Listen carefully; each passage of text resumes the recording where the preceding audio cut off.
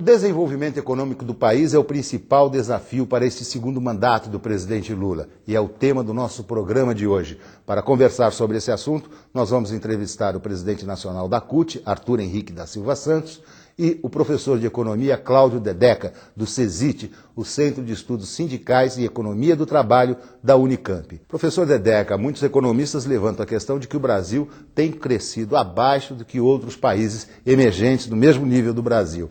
Isso está acontecendo e por quê? Olha, é importante frisar o seguinte: em primeiro lugar, que os países emergentes crescem à frente do Brasil. Outro aspecto importante a ser ressaltado é que, dentre os países emergentes, hoje, a situação econômica brasileira é a melhor. A nossa situação é muito mais favorável que do México, muito mais favorável que da Argentina, e, entretanto, não estamos crescendo. Por quê?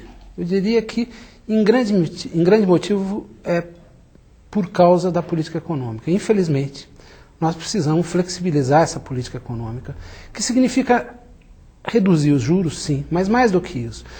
Nós temos uma tradição no Brasil que foi estabelecida em grande medida pelos governos militares, que é uma perspectiva que dá proeminência à política econômica em detrimento das demais políticas. Nós temos que alterar esse quadro. Nós temos que dar um maior equilíbrio na política pública e fazer com que a política econômica tenha a mesma importância da política de educação, da política de saúde, da política para o trabalho. Arthur, a CUT defende a questão da distribuição de renda também como uma maneira de fazer o país crescer. De que maneira isso se dá? A distribuição de renda para nós é um ponto central desse debate de que não basta apenas crescer com a inflação controlada, mas é preciso crescer com inflação controlada, mas distribuindo renda.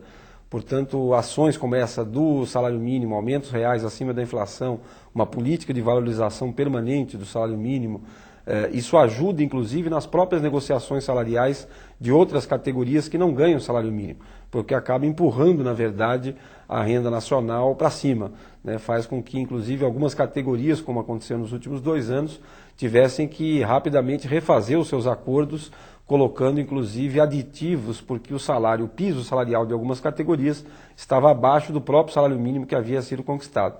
Então isso demonstra que há um espaço bastante grande para se crescer no país com distribuição de renda, para se ter um projeto de desenvolvimento sustentável, mas que tem essa característica de que a renda e a distribuição de renda tem que estar no centro desse debate.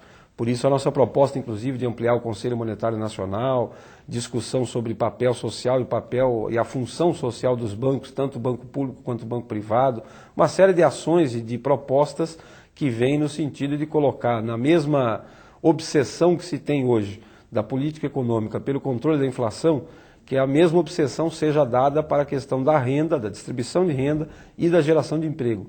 Professor Dedeca, qual a importância dessa política de distribuição de renda para um desenvolvimento baseado no mercado interno? Olha, até esse exato momento, em grande medida, a recuperação da economia brasileira foi ancorada no comércio externo, quer dizer, nas exportações. É fundamental que nós tenhamos a capacidade de recuperar o mercado interno. Por quê? Porque isso não só vai permitir alavancar um crescimento mais alto, como dar maior substância, maior garantia de um crescimento mais duradouro. Bem, para isso, eu diria que é fundamental, em primeiro lugar, recuperar a renda e o salário mínimo, a política do salário mínimo é decisiva, bem como a recuperação das negociações coletivas. É fundamental também que a gente recupere o investimento na política pública, na infraestrutura e também de certas políticas públicas do tipo educação. O gasto em educação é um gasto que tem um papel importante do ponto de vista do crescimento da economia.